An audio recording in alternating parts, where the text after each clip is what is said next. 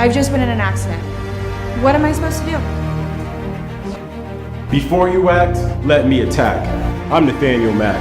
Call today, 333-MAC. You don't pay unless we win.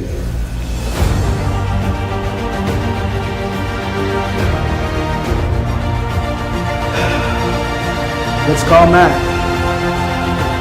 Let's call Mac.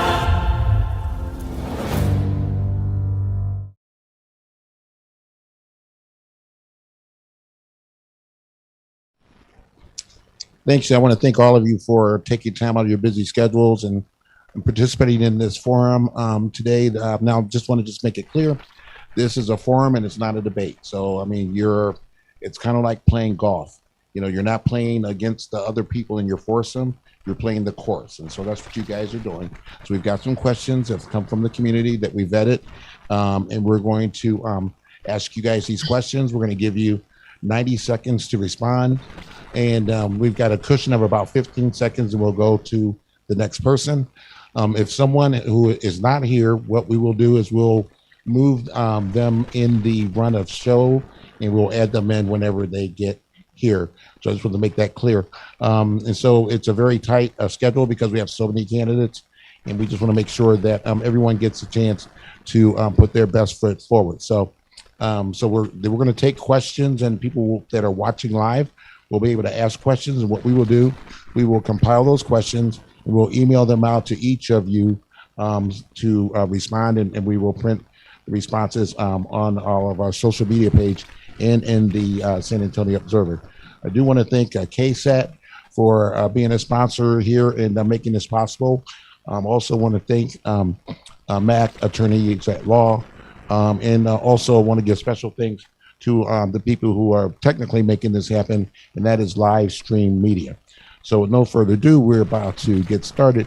The order of everybody was picked at random. We just picked them out of a bucket. And so the first person that we have here today is Dory. But before we get to Dory, we're going to hear from Lisa, who is my co-host. Hi. So first of all, I want to thank all of the candidates that have shown up. We know that your schedule is tight and the election is near. I'd like to thank the San Antonio Observer for putting this on. Again, my name is Lisa Jackson, and I'm one of the co-moderators for today's event. Are you ready, Doug, to get started? All right. Is Dory, are you here? Okay. Okay. Dory's not here. So Okay. Christie's here. Is Christie? Yes, I'm here. Awesome. Christie, how are you today? Doing well. I apologize. I'm on the road, but I'm being driven. So, Well, we thank you so much for participating. So the first question, you are up. What do you cherish most about this community? okay. I cherish the most would be the diversity. So I enjoyed it before, but now that I've been block walking, it has really come through how much people want to connect and the immense pride that they have in the East Side, no matter who they are and no matter how long they've been here. It doesn't matter. So that's really what I'm cherishing the most. And the fact that many people are coming forward and saying, if we could truly get behind someone who would guide us in that direction, we want to do it. Thank you. Thank you so much. So we thank you, Dory. I think I just saw Dory on there. Dory, are you here? Yes, I'm here. I'm sorry. Okay. No, you're fine. Thank you. Trying to Thank you get so much set for your time. So the same question. What is it that you cherish most about this community? What do I cherish most about this community? Yes, ma'am. I would say the people, the diversity, the food, and then just the community love. Okay. Thank you so much. Mm-hmm. Farrell will be next. Mr. Clark, are you there? Yes, sir. Can you hear me? Yes, sir. When it comes to what I cherish the most about the community, I would have to give two answers. One, it's the same answer. It's the people. But by the people, I'd have to break that down into two different things. One is the diversity of District 2. I truly and genuinely love our diversity. I feel we have a great pool of all different cultures and different talents in District 2. And the second thing is the resiliency of District 2.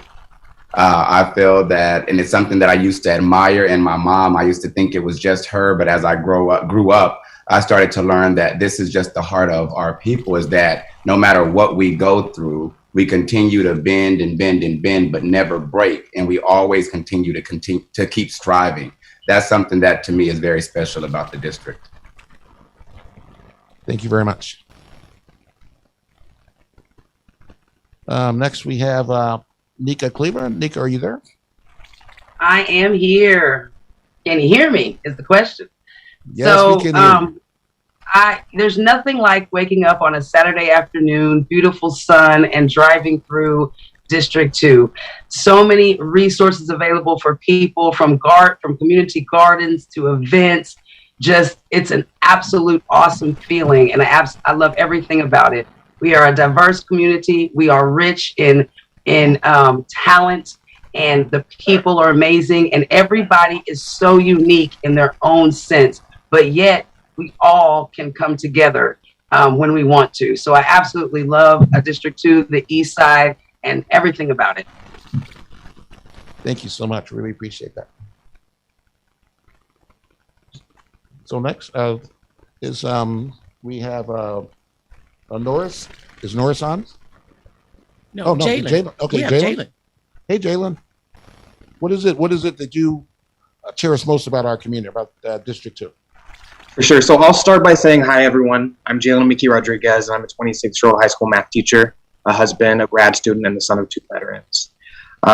There's a lot to be said about our district's resilience in the face of economic hardship. There's a lot to be said about the abundance of leadership that exists, about the passion that exists, and about the diversity and the talents of those from District 2, as others are saying.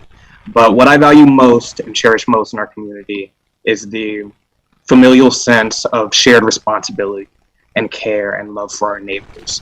I think back to when the freeze happened. It wasn't our elected officials who went door to door checking on people. It was our neighbors. There was absolutely no hesitation when it came time to share food, water, and shelter, because that's who our community is. When no one else has us, we've got us. We do right by each other even when the system fails us, and I would like to see a whole lot more of that reflected in our government. Thank you. Thank you so much. Really appreciate that. Carl Booker, what is it that you cherish most about our community here in District 2? What I cherish most about our community is our rich history, legacy. Worked with Norris Hill, famous architect Norris Hill Haywood, and Pastor Claude Black, to the Carver community, the arts and culture that brings the community together. Our legacy is really what kind of holds us together, and it allows for a commonality when you think about arts and culture, and then architecture. Again, having worked with Norris Hill Haywood, been part of pathways for community green belts, and how all that works with our legacy individuals as well. Thank you so much for sharing that. Mr. Dawkins, you would be next. What is it that you cherish most about this community in District 2? Can you hear and see me? I was waiting Yes. for my picture to come up. We can't see you, but we can hear you. We can hear you, but we can't see you, Mr. Dawkins. I don't know. I'm seeing Carl.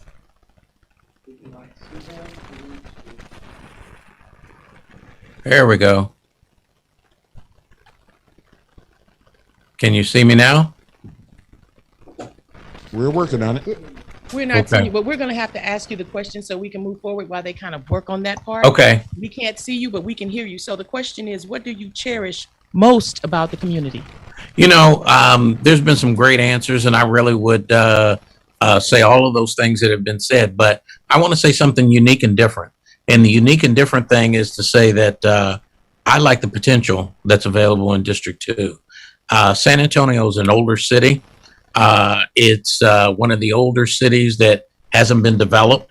And I think if you're like the Picasso here, especially if you're going to be the District 2 rep, then you have a blank slate to be able to almost create from. You can create the type of homes that you want. You can create the type of venues that you want. I think we've got Wheatley Heights Sports Complex. I would like to see that develop. So there's a number of assets and things that we have here, but the potential is all here for us to be able to do those things. So that's what I really like, is being able to have that blank slate that we can begin to create what we want District 2 to be in the future.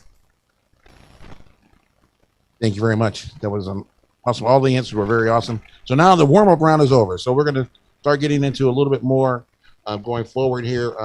This next question is a two-part question. And so we're going to start off again with Dory.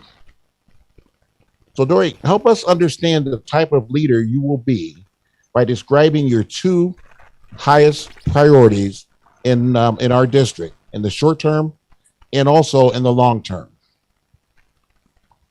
Can you hear me? Okay, somebody says yes. I can hear you. Okay. Well, in the short term, I always say our district, your voice.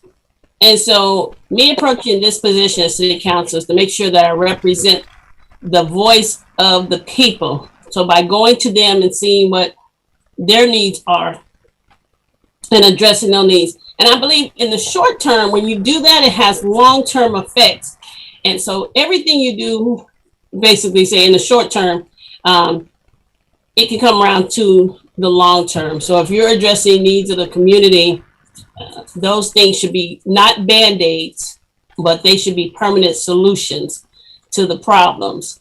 And so I think it's just it's a climbing the ladder approach to what needs to be done. You can't come out here like you're going to change the world overnight, but you have to realize that what you do does have a lasting effect.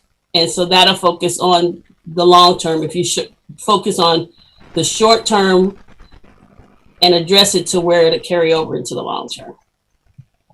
Very good. Thank you so much. Very appreciate that. What we're going to do is we're going to just pause on this question for 1 second. We just had someone who just came on. So Walter Perry, welcome. We appreciate you making it here. And we're going to, since you weren't here for the first question, we're going to give you a chance to answer the first question. Can you hear me, Walter? Yes, I can hear you. I'm just driving to my house. That's fine. That's absolutely fine. So okay. What do you cherish most about this community in District 2? Oh, it's the people. It's always the people.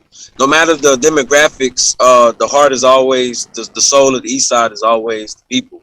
And I truly believe that that's what's going to turn this district around is the people. We got to heal them.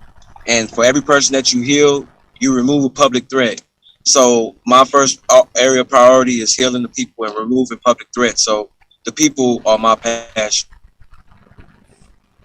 Thank you so much. Really appreciate that. Mm-hmm.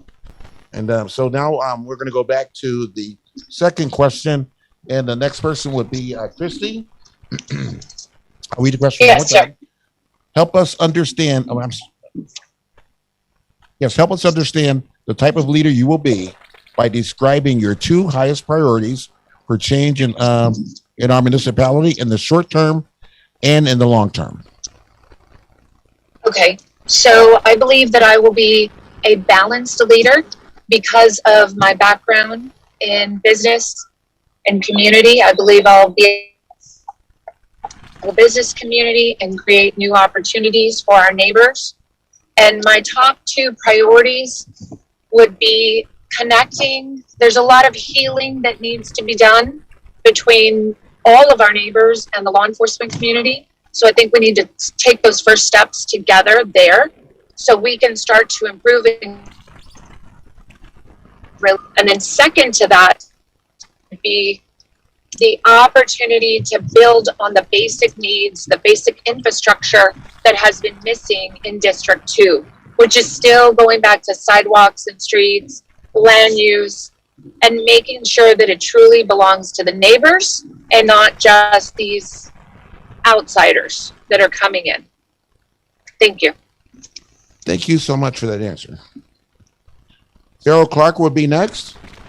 Farrell, help us understand the type of leader you will be by describing your two highest priorities for change in District 2, and that would be in the short term and in the long term. Right. So my two biggest priorities for District 2 are going to be investing in our youth, which I feel is we're behind drastically. And number two is going to bringing those equity and resources back into the hands of the residents of District 2. And the way that I would handle that short term, I believe we have to go and look at every possible avenue of where we can get, where we can build those, where we can find those dollars. We have to re-examine our budgets and find out where is money being allocated or wasted. We also have to make sure that we're, as a district, we're applying for every possible and available grant, be it state, city, or federal, to make sure that we're bringing the maximum amount of resources to our district so that that can feed our long-term goal, which is investing in our youth and their development and bringing equity and resources to the district. And the reason I believe those are important is because if we invest in our youth, we will see the crime rate reduce here in District 2. Thank you very much. Thank you, Adam. Thank you so much. I really appreciate that answer, Farrell. Mr. Clark. So we're going to pause one more time because we just had Tyrone come in, Norris, Tyrone Darden. And so welcome. I really appreciate you showing up today, making time out of your busy schedule. So you weren't here for the first question, so we want to give you the opportunity to answer that. And so the first question is, what do you cherish most about this community, the District 2 community? Great question. Thank you. What I cherish the most about District 2 is the culture. You know, a lot of people talk a lot of times about how there's not a lot of Black people and Black involvement in the city. But if you've been here for long enough, you're going to know that there's a lot of rich history, a lot of rich culture in District 2. You know, our Martin Luther King March, you know, it's kind of turned into a parade, and it's kind of, you know, it's kind of been commercialized by the city. But we know its roots, we know its foundation, and we know the reason why it's the largest march in the nation is because of the rich culture and history of African Americans here in the city, and specifically in District 2. And so I think just the culture and the history are the things that I cherish the most.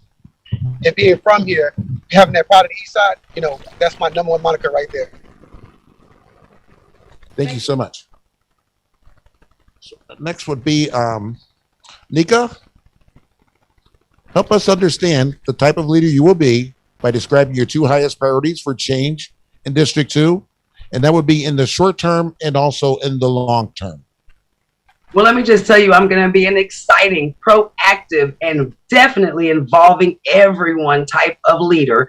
And in the short term, we are going to get our boards and commissions together. There's no way that we can continue on the year without the proper without the proper people in those positions. That is what implements the plans of the city. And if we do not have the right representation, we are always going to be silenced. So that is also going to help our long-term goal. But our long-term, we have to know that San Antonio is one of the fastest growing cities.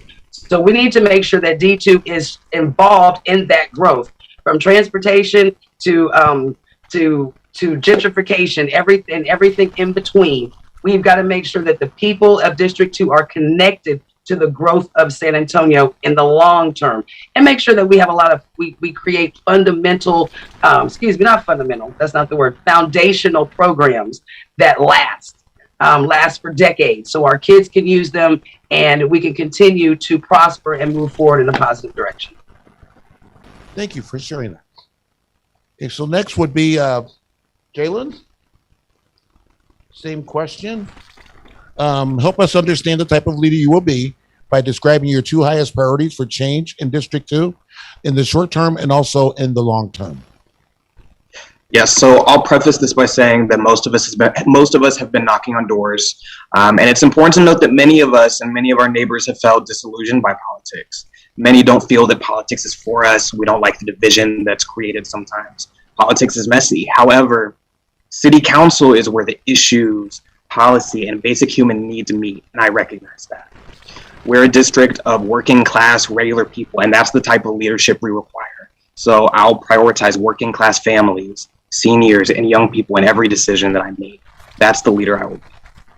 One of my highest priorities, and this is reflected in a lot of other platforms as well, is an equitable, sustainable budget that prioritizes our community's mental health needs, our infrastructure needs, affordable housing needs, and our economic recovery post-COVID. We need to see these needs being recognized and met during the budget setting and the bond processes. So that's one. Another will be community engagement and a responsive office that when people are in their greatest need, they'll know that D2 is right there and may not have all the answers, but will every day work with you to make sure that your needs are met and will connect you to resources. That can happen on day one with the answer of a simple phone call. Thank you. Thank you so much. So next is Carl Booker. Carl, please tell us, help us understand the type of leader you will be by describing your 2 highest priorities for change in District 2, and that would be in the short term and in the long term. If I can say 3, my highest priority is to listen to the people and what their needs are. My next priority would be providing curbside numbers for our houses and for our curbside as well. District 2, for some of you that already know, District 2 is the darkest district in the county. So I plan on lighting some of the houses and businesses with curbside numbers. Secondly is our communication, how we communicate to our citizens. Some of the complaints early on were that City Council was not getting back in contact with the citizens. I plan on establishing a community dashboard. With that community dashboard, it will allow us to have FAQs about a particular neighborhood, street, crime, education, job opportunities, crime hotspots, and the likes.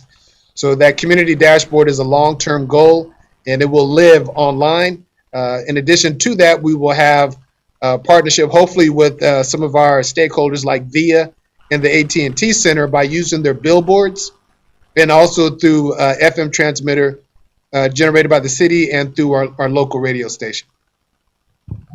Thank you so much for that. Okay, the next person we have is Chris Dawkins.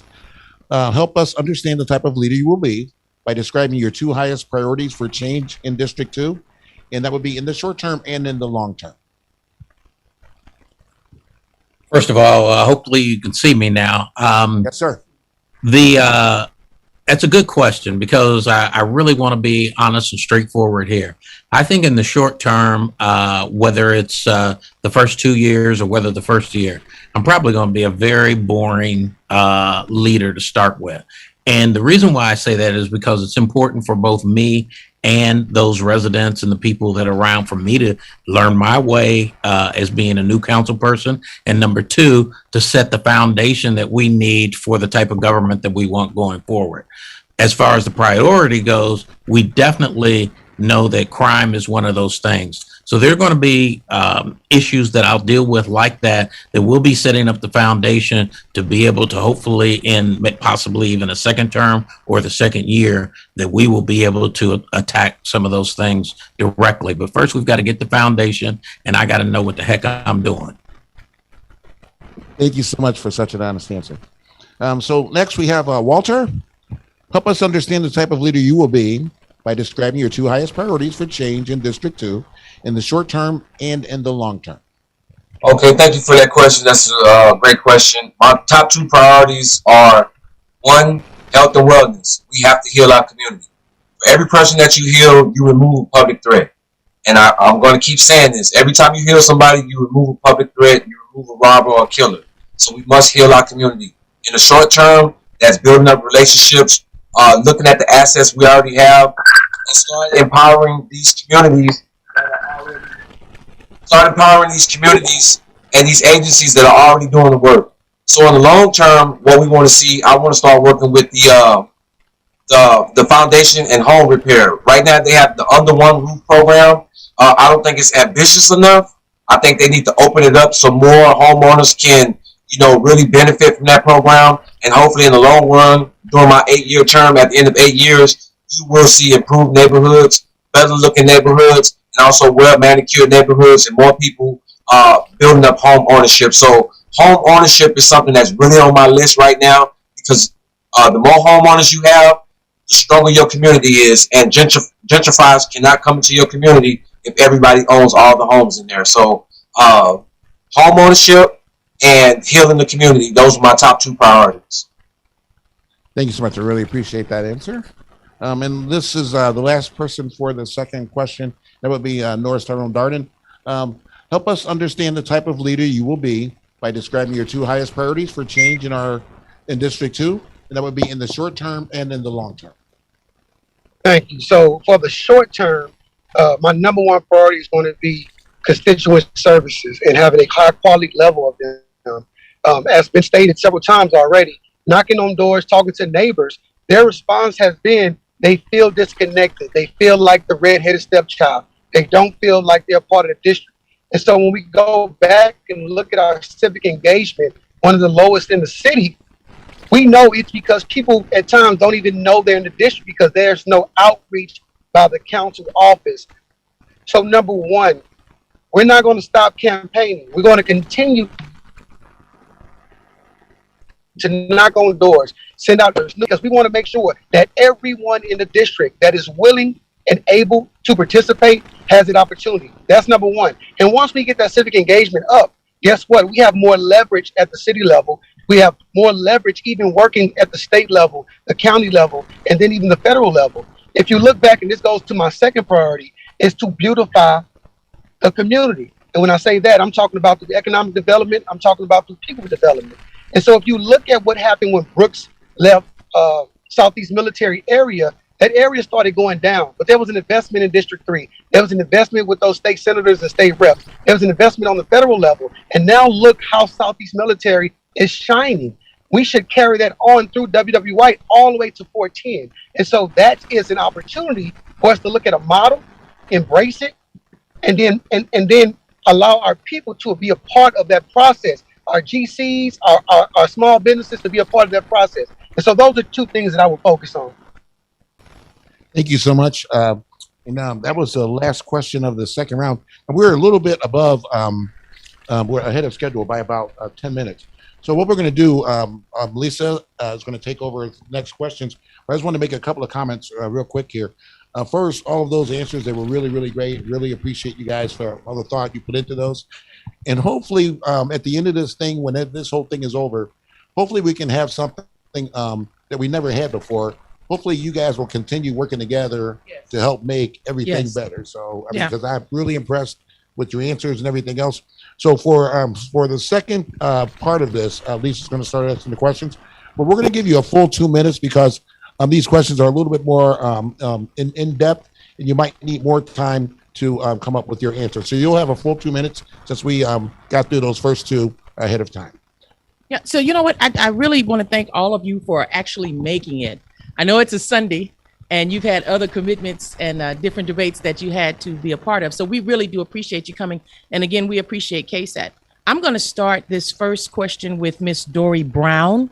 And the question is, what are the biggest fiscal challenges in our municipality? And what do you envision as the best way or ways to address them? Wow, that's a really deep question. Some of the biggest physical challenges is, I would say, how the people look at it. It's proper allocation of money and timely spending. You know, we hear about there's a bond, like the last bond that passed, but people are wondering, where's the money? Where's it going? What's happening? We see a little bit of this and a little bit of that, but it hasn't seemed like it's really addressed the issues for District 2. And so first, getting on top of that and letting the people know where we stand, make sure those things get executed. I know we're already talking about another bond, but we want to make sure that we've gotten the full benefits of the 2017 bond. Things that we look at, you know, people have mentioned lighting, we've mentioned traffic issues or speeding issues within the neighborhoods. And I kind of look at like we have our own little food desert, you know, when it comes to having grocery stores that really provide what you have. You shouldn't have to go to the 99-cent store to get vegetables, you know, and other grocery like that. It's nice that it's there, but even for myself, when I want something quality, I go to an HEB outside of my district, or I'll drive down to Lavernia, you know. So we really got to get on top of these people and these businesses, you know, call HEB out as it is, you know, and said, hey, we've asked you, you know, for more, and you're in a position to provide more. You know, they have the space there. They own that home complex, so they can do some adjusting. even if they have to pay to move those renters down to the end or something so that they can expand the grocery store. But we deserve, better. Okay, And so, Miss Brown, we do have a 2-minute oh, okay. I don't see a timer. time so limit. I'm thank so you. sorry. Just So I have to say- move on to Miss Christie Villanueva. Am I right with that? Okay, so you have the next Yes, question. sir. What are the biggest fiscal challenges in our municipality, and what do you envision as the best way or ways to address them? 2 minutes, please. Biggest fiscal challenges. Okay. So we have a lack of programs. There's a lot of programs that we need to expand on that currently exist for teenagers, for seniors, and for just essential necessities in our community. And second to that, we need to make sure that we're utilizing the bond money in the proper way. My personal opinion is that we've really lost out on great opportunities in the use of the bond money because we haven't had someone to truly fight for us there at City Hall. So we need to make sure that things are being allocated in both a conservative but a very thoughtful and strategic way. So there's a number of different issues that we need to address. Thank you. Thank you. We're moving on to Mr. Pharaoh Clark. I'm going to ask you the same question. What are the biggest fiscal challenges in our municipality, and what do you envision as the best way or ways to affect them? I think our biggest fiscal challenge is finding out how to bring equity and resources into our community and ensure that they're affecting the hands of the people that need it the most. And the way that I think that we should attack that issue and address that issue is by ensuring that we're doing everything to make sure that we're being smart with our dollars. We have to look again at how we're spending the money that we currently have and also addressing ways to bring in new money to our district. But one of the things we have to make sure is that we're not spending frivolously and that every dollar that's being spent in District 2 is impacting our community in a positive way. So I'd like to take a look at where our budget is at, where we're allocating those monies at currently, and maybe where some of those issues can be, where some of those dollars can be readdressed in order to affect some of these issues that are very important. Thank you, sir. Moving on to Nika Cleaver. Oh, do we have Nika here? What are the biggest fiscal challenges in our municipality, and what do you envision as the best way or ways to address them? Well, I'm going to say the biggest that is in District 2, the way I'm thinking, and that is to keep District 2 money inside of District 2 so we can continue to build our community. From tiers, bond money, to third party money, working with big business, to capturing our tax money and bringing it back into the district. All of these things need to happen so we can build, we can fix the infrastructure, we can fix the houses and the housing that people can afford to fix. We can create the programs that we need for the kids and for people who need the programs all the way across the board. This is going to open up the door for us to do more. Too much of District 2's money goes outside of District 2, and we're not able to use it to build. So that's the biggest thing right there. The best way to address it is to get the right leaders in the right positions. We cannot get things in the right place when we do not have the voice that cares about the district in the leadership positions to ensure that the money, that the programs, that everything is being built for us. Thank you. Next, we have Norris Tyrone Darden. Do we have him up? So, Yes, Mr. ma'am. Darden, what are the biggest fiscal challenges in our municipality, and what do you envision as the best way or ways to affect them? So I'm going to look at this two ways. The first way I'm going to look at it is when I hear fiscal, I'm thinking about the annual budget, things that we do on an annual basis. And so for me, there's never going to be enough. When you've had 30, 40, 50 years of neglect in the community, there's never going to be enough. So how do you address that? You look for other ways to fund things. So for me as a grant writer, I know that on the local level, on the state level, on the county level, and on the federal level, there's so many opportunities for us to bring money into the district to meet some of the gaps, to close some of the gaps that we have. That's number one. Number two, we're not leveraging what we have with the city, with the county, and the state, and the school district and all these other entities that work within the same confines of the residents that we all represent. And so imagine if you had 5 people living in a house and all 5 of those people weren't chipping in on the bills. So what we really have to do is start coalition building and working with our elected partners and start making a intentional effort to leverage those dollars to benefit our people. Thank you. Thank you. Thank you. Next, we have Mr. Walter Perry. And the same question, Mr. Perry. What are the biggest fiscal challenges in our municipality? And what do you envision as the best way or ways to affect them? One, we have a poorly underdeveloped workforce over here, and I feel like that's been our Achilles heel over here in District 2, because they've used that excuse to not bring new business over here. They keep saying that the people in District 2 are not educated enough, they don't know enough, so they are not ready to handle these high-tech jobs, which I think is part true and part not true. So how I would address that is, first, they just passed something for workforce development with the city. So we got to be ambitious with that and make sure that that program is suiting the needs of people in District 2. Also, the San Antonio Economic Development Foundation just revealed on March 31st its all-in plan. And what that is, they're raising $38.5 million within the next 5 years to develop 140,000 new jobs, over $8 billion in wages and salaries, and over 200,000 new degrees and certifications. So my question is, where does District 2 want to be when this explosion happens within the next 5 years? So I'm going to be, once I get in there, I'm going to be all in with the SA plan. So that way, I'm in line with the other council members, Texas A&M University, UTSA, and all these other businesses, these private and public businesses that are in on this plan right here. That's how I will approach it. Thank you, sir. Next, we have Mr. Jalen Rodriguez. Same question. What are the biggest fiscal challenges in our municipality? And what do you envision as the best way or ways to affect them? For sure. So one of the biggest fiscal challenges in our municipality is that there's so much need for funding and support in District 2, but also in areas like 3, 4, and 5.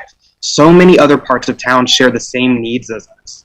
Our city is huge, and every council member must fight for their portion of the budget and their priorities. And this also isn't helped when you have unstable, unresponsive leadership, especially when we have to prove that our need in District 2 is greater than others, and that we're in higher need of resources and funding than districts like 9 and 10. But in that, ego comes into play. Each council member wants to champion their district and wants resources for their own district, rightfully so, when we have so many shared needs. If we were to collaborate more effectively and remove ego from the equation, we can share victories. We can advocate for similar budget asks and needs and allocate resources in a way that does meet our multitude of needs. And I'm excited to collaborate with other council members to make that happen. I'll also say, a lot of people are scared of numbers. I'm a high school math teacher, and I will not shy away from scrutinizing the budget through and through. A lot of folk take city staff at their word, and staff does do a great job in trying to operate in good faith. But if you have a council member who is not fluent in finance and math, or who doesn't have a track record of managing funds well, that is a disservice to the community. Thank you. Thank you. Thank you. And next we have Mr. Carl Booker. Mr. Booker, it's the same question. What are the biggest fiscal challenges in our municipality? And what do you envision as the ways to affect them? First, we need to take inventory and find out where we stand as a district. Also have third-party consultants also take a look at our budget, find out where the bond money is going or is coming, or where do we stand on past bond elections. Secondly, the Biden administration, I believe, has $328 million that has been set aside for the city of San Antonio. How much of the district do we get? We have to fight for those dollars not only this year but years in the future. Also, there are also third-party grants similar to what Tyrone has said.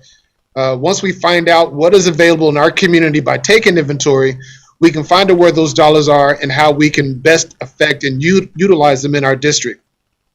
Thank you. Thank you, Mr. Booker. And Mr. Dawkins, you're next. Mr. Chris Dawkins. We have the same question. What are the biggest fiscal challenges in our municipality? And what do you envision as the best way or ways to affect them? I think that first of all, when you ask that question, if you ask it to 3 different people, you're going to get 3 different answers. So from my particular standpoint, I think that I'm big always on neighborhoods. When you bring neighborhoods together and let them understand what it is that you're facing and figure out what the priorities are for the neighborhoods and let them go maybe through the same process that you're going through with different council people, let them go through the same process with themselves, with other neighborhoods. That being the case, I think that we will be able to figure out what we need to ask for in the bond issue, whether it be streets and sidewalks, whether it be money to fix up houses, different things like that. But more importantly is this, is just like Tyrone was talking about different grants and things like that.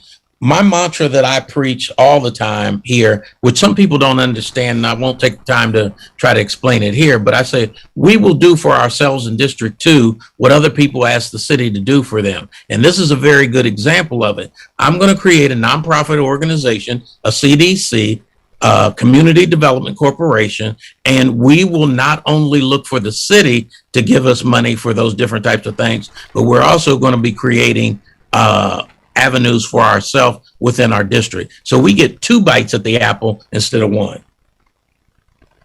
Thank you, Mr. Dawkins. Thank you so much. I'm going to turn this over to Doug Heath. Dougie. I had to call his whole name. The San Antonio Observer, Doug Heath. Doug. I'm back. All right, so we're back, moving right along here. The next question is for Dory Brown again. How do you envision communicating with constituents, and including those who do not have access to the internet? Well, we have to remember about the generational changes here.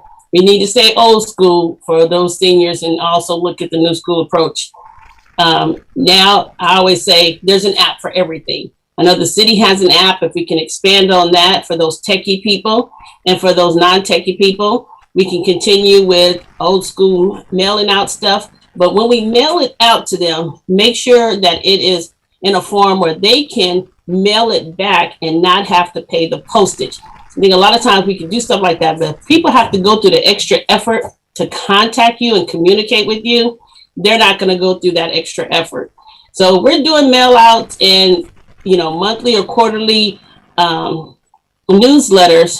We want to make sure sometime or quarterly that we give them the ability to respond and let us know what's how they feel and know that they actually seen the information, or if they have information where we can tweak in other areas, we can keep that information, have it readily available in print. And also making sure our staff will have a system of how they take the calls. In my time? 10 seconds. Oh, we'll make sure we have a proper system of taking the calls, writing down their issues of concern, and getting back to them. Everybody always says, I never get a call back. Well, you would get a call back. It may not be the answer you want, but you'll know we're addressing it. Thank you. Thank you, Ms. Brown. Thank you. Okay, next we have Christie of Villanueva. Christie, how do you envision communicating with constituents, including those who do not have access to the internet? So through my time in the block walking and being in the community over the last few years, I've noticed that there are a lot of seniors who do not speak English. We also have a significant amount of residents who are disabled and who have some sort of disability. So we need to make sure, in addition to the radio, the television, the newsletter being emailed out, that we are making it a priority to get back to mailing things out for those who do want to be on the mailing list. That was discontinued several years ago. And then addressing, especially the most important issues with our nonprofits and our churches that exist in the East Side, because the D2 is such a huge territory. We need to rely on those nonprofit agencies and the leaders in our churches to help us get the word out. Thank you. Thank you so much. Next, we will have Mr. Clark Farrell. How do you envision communicating with your constituents, including those who do not have access to the internet? I think that what everybody said before me is correct. We have to utilize all available avenues, not only media, also our radio. I don't think that we do enough with utilizing our radio stations to get advertisement out. We also have to look to our schools because we know a large percent of our district is in school. So they can get if the information is divvied out to them there, they can get that information back to their parents, as well as our faith-based community, our senior citizen centers, and our community centers.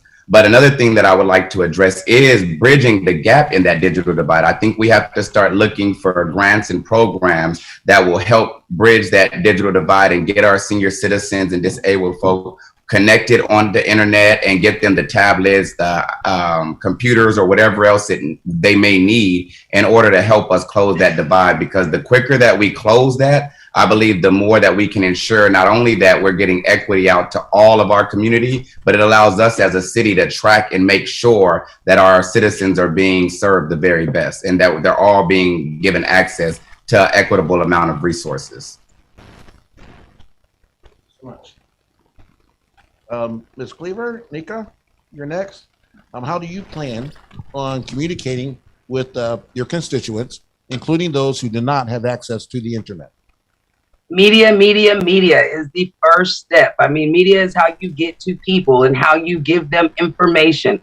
Television commercials, radio commercials, newspaper ads, newsletters, door hangers, mailers. We will have a budget to get information out to the community. You can't just say you want to do it, but not plan for it. So we will have a budget within the office to make sure that information is getting to the people.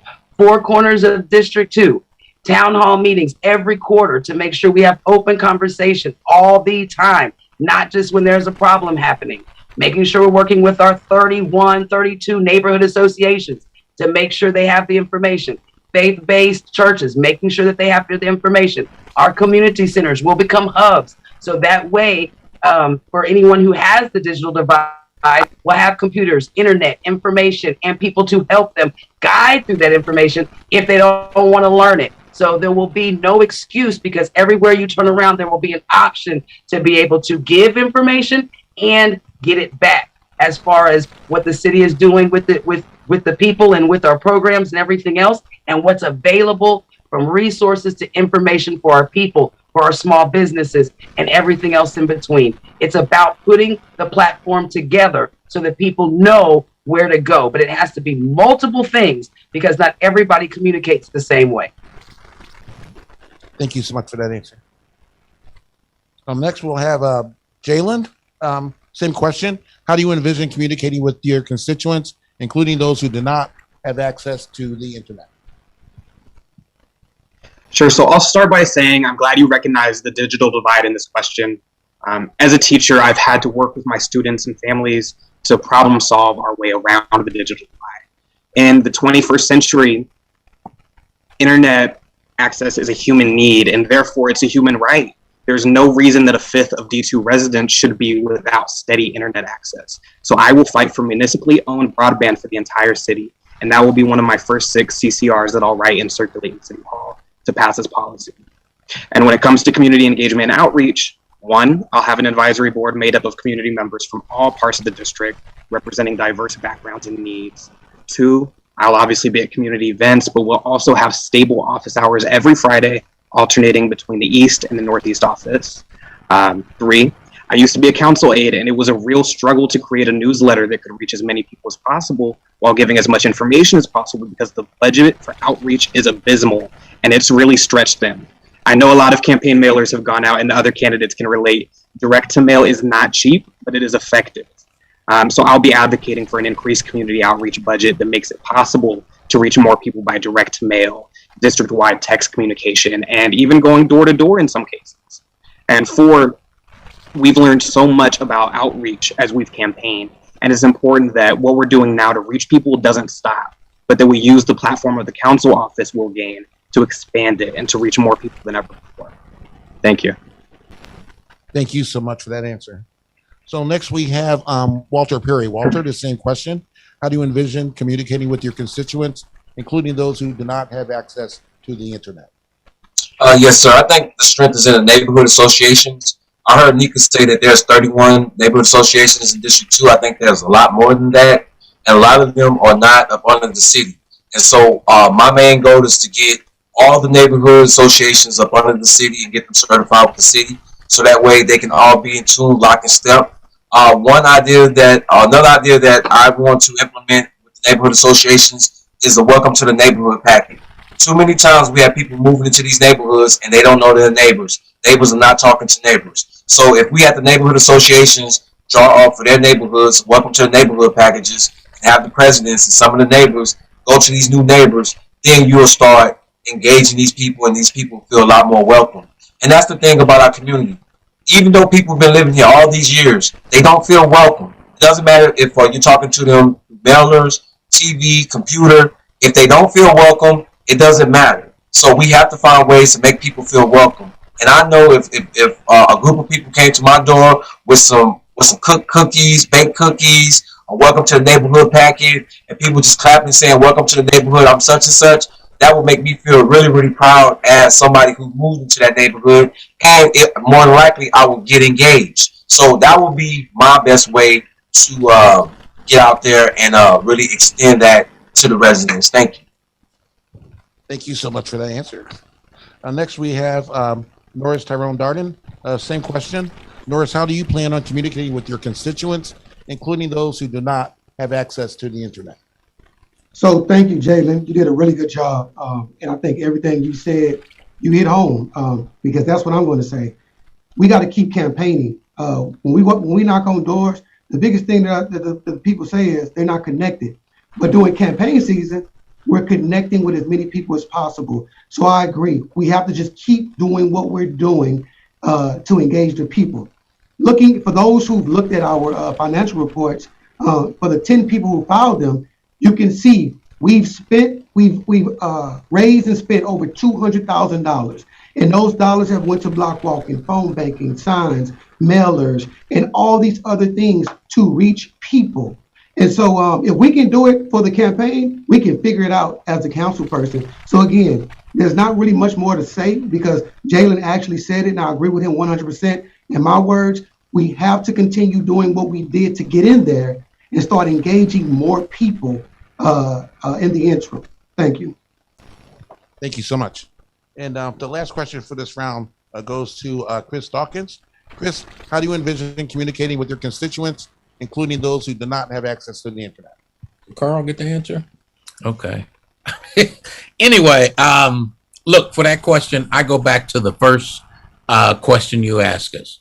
Until we really know about what the budget is, and I was just talking to some people, other council people, members, and they were talking about how abysmal some of the dollars are for what we have to do. I think that's why a lot of things fall short. But having said that, I think that once you get into office and you begin to appoint board and commissioners, you're going to be able to find out and be able to communicate through those means. You're also going to be able to communicate through neighborhoods. You're also going to be able to communicate through the senior centers. And I believe in teaching them to divide, not to divide, but to bridge the gap over that divide of the digital divide that Jalen talked about. I've got a 100-year-old grandfather, and at the D2 Center on W.W. White Road, he's taking some courses, and he's a whiz, and I bet you he can probably beat a lot of people that's on this thing right now. So there's a lot of things that we've got to do, but the reality of everything that we're talking about here, there's going to be a huge reality when you find out how much little money that you have to do these things. Now, if Tyrone's got some of his donors that want to continue to donate to us so we can get those newsletters and stuff out and advertise in the Observer, then yes, we might be able to do it. But otherwise, it's going to be a difficult task. Thank you so much for that. We do. Carl Booker is next. Carl, how do you plan on communicating with your constituents, including those who do not have access to the internet? Well, first things, Doug, we're going to communicate through the Observer and KSAT 12. How about that? One of the things that we learned, because I do have a media company, there were no press releases done, I want to say close to about a year through the the current administration, whoever's handling the communication dropped the ball, obviously. But through our traditional ways, through our churches, through our newspaper, and also through our school district, in particular SAISD and parts of Northeast ISD, they have ways to communicate. If you look at VIA has several electrical billboards, but also Clear Channel has billboards as well. So back to how do we communicate outside of the internet? If you look at the 1st and 15th, historically for the military, that's when they got paid. So if we can look at ways of communicating via, financial institutions, whether that's going to deposit a check or not depositing a check, or getting a check from the federal government, consistency is important. So we can assume on the 1st and the 15th, we should expect some type of messaging from our city council and local government. Thank you so much. I really appreciate it. Once again, want to echo what Lisa said, and thank you guys for your participation. And we're way ahead of schedule, so I'm going to give you, you're going to get up to 2 minutes. We're going to do closing remarks here for each of you. And we're going to start, I just want to say before we start, keep in mind, like I said from the very beginning, this is like a game of golf. You're not playing against each other. You're playing against the field. So I just hope that your comments stick to things that you have control over within your sphere of influence, and not based on comments that have been made by your co-candidates. So with that, Lisa, you can. Yeah. So guys, again, so we're at the very end, and we're about to ask you for your closing remarks. Okay. So we're giving you 2 minutes. I'm gonna give you a little bit of, floating time if you go past it. But you're addressing District 2 at this moment. What would you tell a potential voter at this moment? Why should we vote for you? And we're going to start with Miss Dory Brown. Once again, thank you for this opportunity to talk to the people. Yes, I'm Dory Brown. I'm a mother, a minister, a concerned citizen, a vested homeowner in District 2. So I feel like what affects District 2, it affects me. I'm here to serve the people. I worked for a state rep once, State Rep Ruth Jones McClendon at one time. So I understand how important it is to serve the people that have actually voted for you. Those people have entrusted you to make decisions and look out for them with things that may affect their life and their livelihoods. And I consider that an honor once elected. I'm a person with compassion. I'm open-minded. I think outside the box. I'm willing to work hard for and with others and to fight like hell when necessary. And sometimes it comes to that in getting things done. So I'm here to represent and look out for the people in my district while adding to the wholeness of the city. District 2 has such a diversity and covers so much of San Antonio that we can bring all the good that it has to offer. We have to make sure people don't take us for granted. Throughout the district, so many people have said to me while block walking that they feel like a stepchild. They don't appreciate the gentrification that's coming along. They want somebody to hear them, to answer their calls. They want to know who their city council person is. So many times people ask me, well, who do we have in there now? They don't even know the person's name. So I want to make sure they know who I am.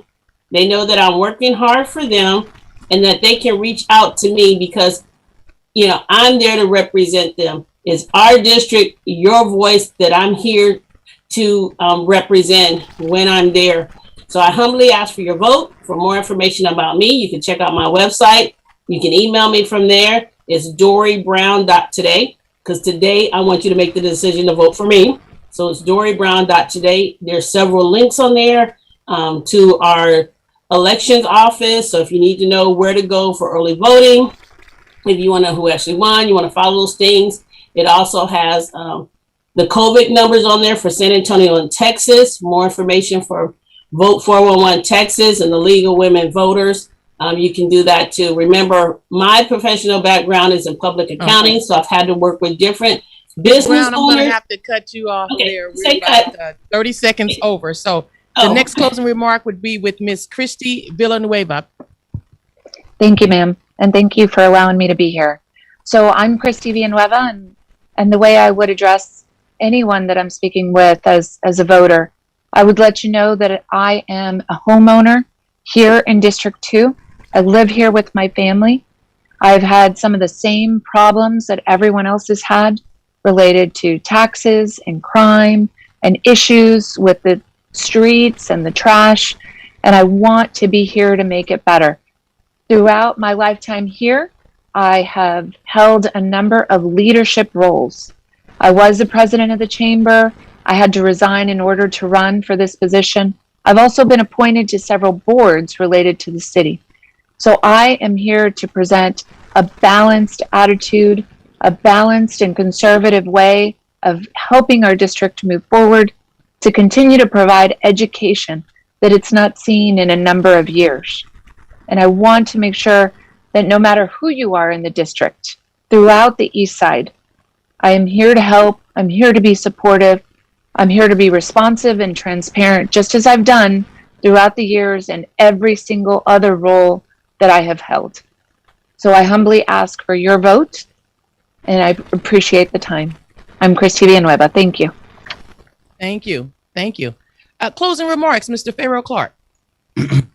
Thank you. Well, first off, I just want to thank you both for having me here today and listening, and thank everybody for watching and being civically engaged. To close off with, I'll just say this. I won't talk to you about the problems in District 2 because we know the problems. They've been here for decades. Now, what I want to talk to you about is the solution. The reason we haven't seen the changes that we're looking for in District 2 is because it takes much more than just as what a city elected official can do. In order to get the changes that we're looking for as a community, we have to be able to work on a city, county, and state level to get the changes that we want in our community and bring those resources. I believe that that's the skill set that sets me apart from every other candidate. I have worked across all levels of local government and throughout party lines in order to bring you those changes. I've advocated at City Hall. I've advocated at Commissioner's Court. I've advocated in Austin in front of the Capitol to bring changes to this city. And my advocacy has been instrumental in putting an end to no-knock warrants, the end of the use of chokeholds, the creation of our DA's first ever Civil Rights Investigation Division, and so much more. This is the kind of leadership that I'm already doing, and this is what I will continue to do for you if you allow me to serve you as your San Antonio District 2 representative. My name is Farrell Clark. I humbly ask for your vote. If you have any questions or concern, please feel free to reach out to me at 210-994-2462. I would love to hear from you. Once again, thank you very much for listening to me. Thank you, sir. Last, Ms. Nika Cleaver with closing remarks. Yes, so I am so excited to be running for this position, mainly because I've been in this district for the past 10 years, working my tail off for you, for the people, building my relationships with the DA so I can help create the community panel that keeps accountability within the DA, working with the San Antonio Police so we can talk about things that and target issues that create the injustice in our communities, working with our judicial system to make sure that the people know about specialty courts and the other options and ways that we can rehabilitate people to get them back into society, working with every last one of our community initiatives, our community centers, our just the city period, and actually getting change done. I even brought you the Juneteenth holiday for you. So coming up this year, you'll get a paid holiday on Juneteenth, thanks to my people and to the city manager, Eric Walsh. So at the end of the day, I've been doing the work without the pay, without the title, and without anybody asking me to, because that is just what's been in my heart and in my soul to do. Be a good steward of the people. Someone asked me at the last panel, well, Nika, if you're so involved, then why do we still have the same issues in District 2? A lot of issues have been here because of our actual leadership. So if you put me in the position, you'll see a lot of these issues disappear because we're going to put the right leaders in the right positions. We are going to actually do the work. We are going to be proactive. We're going to continue to communicate with the people because that's what I've been doing for years. We're going to inform, we're going to empower, and we're going to put the power back into the people's hands. So you will see the difference. You will feel the difference. You will know the difference come after May 1st. So yes, please vote for me. I'm number one on the ballot. I'm working really hard to be number one in your heart, and I will continue to do the work for you. Long hours, every day, and for the next 8 years, if you will have me. I am here to be a good steward of the people, to communicate and to empower Thank you. Next, we have Mr. Norris, Tyrone, Darden. Closing remarks, please. Yes, ma'am, and thank you guys for this opportunity. My name is Norris Tyrone Darden, and I'm a candidate for City Council District 2. So to the question, why should people vote for me? Well, for me, it should be, why should you vote for anyone? So I have 3 things that I look at: experience, education, and energy. And so just to talk about those things briefly: experience, being from the district, a lifelong native, graduating from Sam Houston High School in 1998, but coming back with my master's degree, and for the last 18 years, dealing with our youth, our young people as an educator. For me, I have the experience in the community, working with our seniors, our young people, our families, and overall getting to know the needs in the community.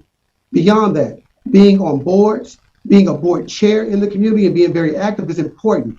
Having those relationships with our faith-based community, our nonprofits, and even our business community is important. So having that experience in the community, in my mind, is important for a candidate. The education, we're not just talking about degrees and things like that. We're talking about the education of the community, knowing the culture, knowing the history, knowing the movers and shakers, knowing where the literal and metaphorical potholes are, and where we need to go and where we need to make sure we put resources at. And beyond that, the energy. It takes energy to get things done. And it's not about a talk.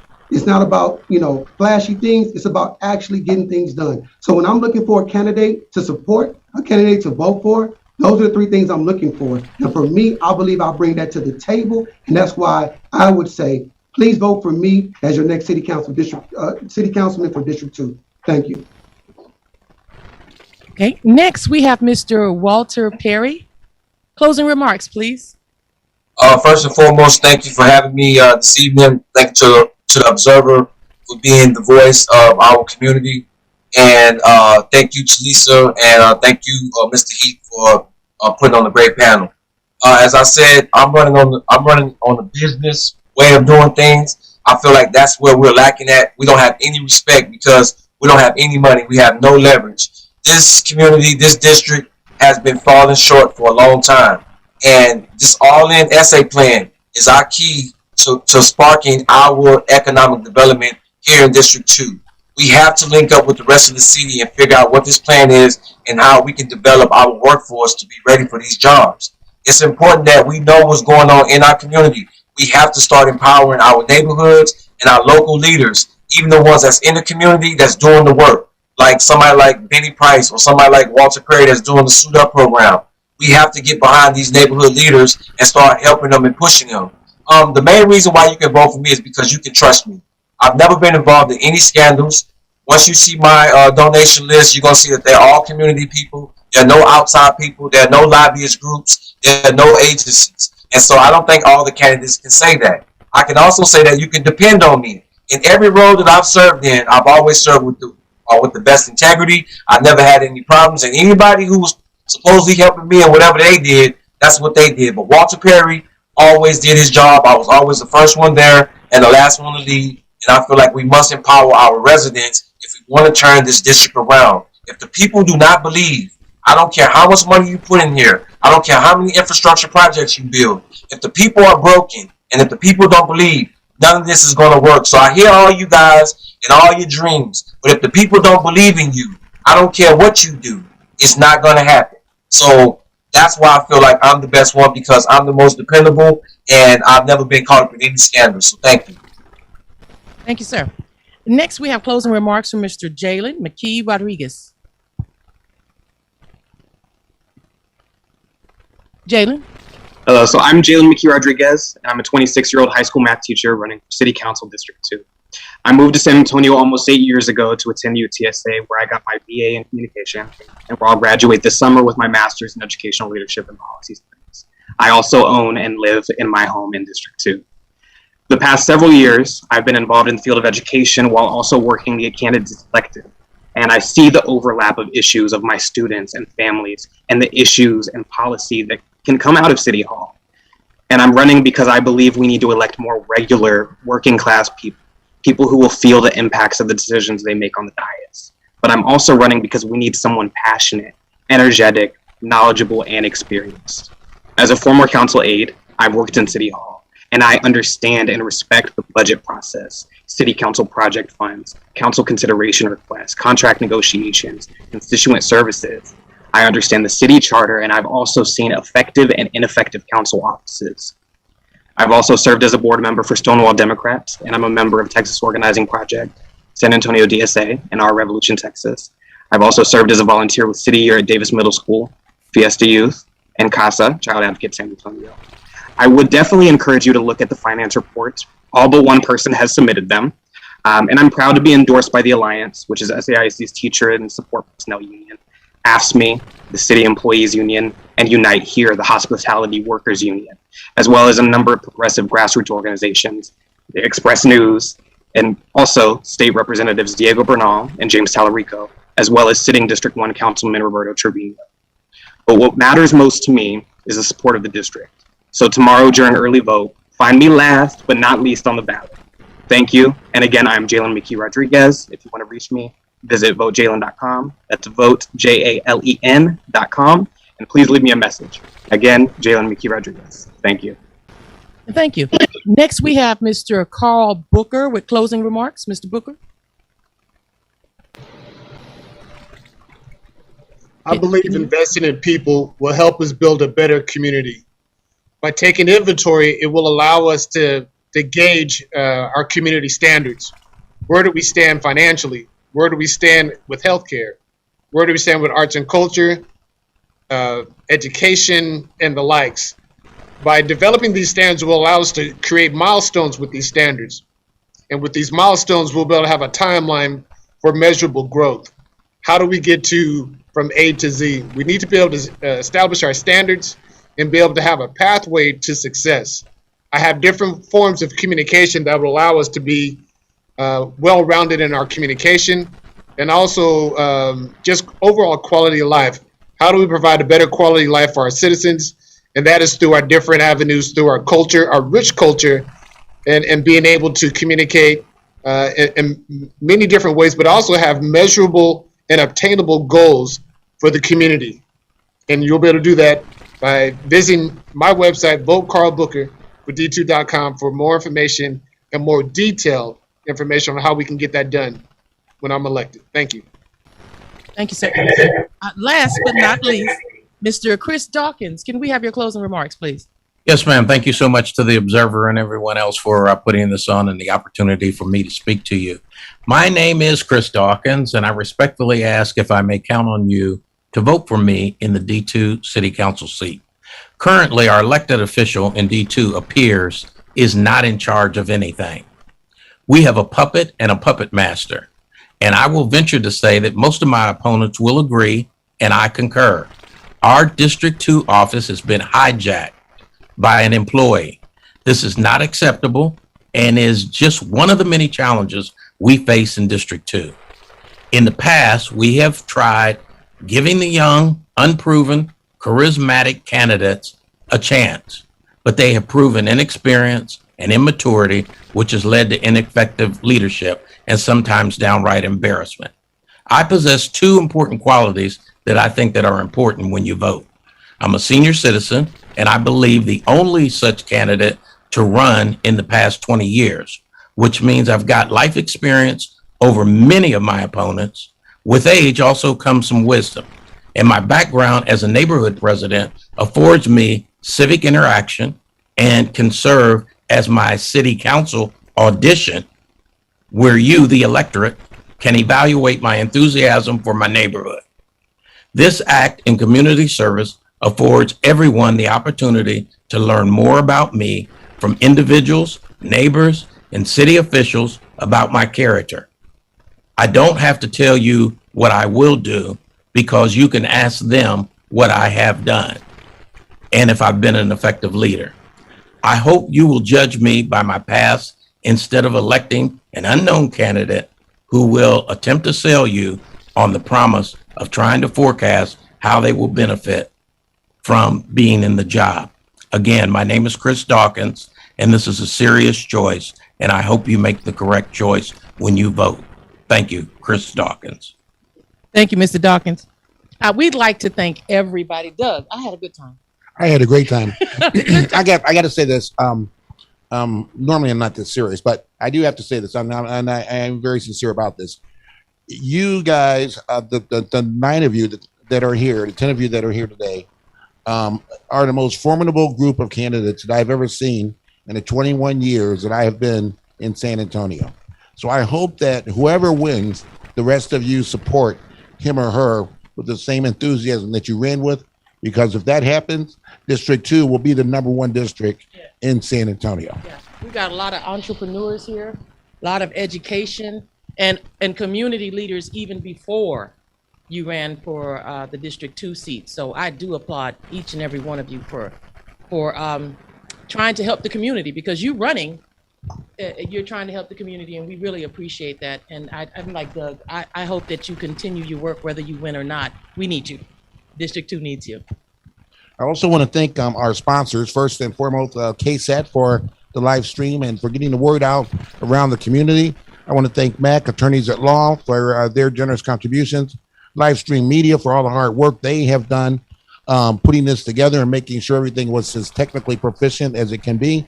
I want to thank Blue Star Agency for the marketing, and the person behind the scene, he's like the Wizard of Oz, Rodney Kidd, for getting everybody together and keeping everything working fine. Thank you so much. That ends our session. Wait, you have to say these engineers back here, because they have been working hard. Right, oh my God. right, and the real guys behind the real guys behind the Wizard of Oz back here. Thank you, guys. Thank you for everything. It's been awesome. No, we have to say though, most definitely, KSAT 12, because this is brand new and this is unprecedented. When I reached out to KSAT 12 to pitch this, it was immediate. Like, yeah, of course, we want to do it. So, we want to thank the progressive thinkers at KSAT 12 for listening and giving D2 a chance to express themselves over their airwaves. So we appreciate you guys so much for letting us do this. And this will be posted live on all of our social media sites. So if you need to use it in the future, it'll be available. All right. Thank you. Thank you so much. Thank you. Thank you. Good night. Thank you. Have a blessed day and go vote.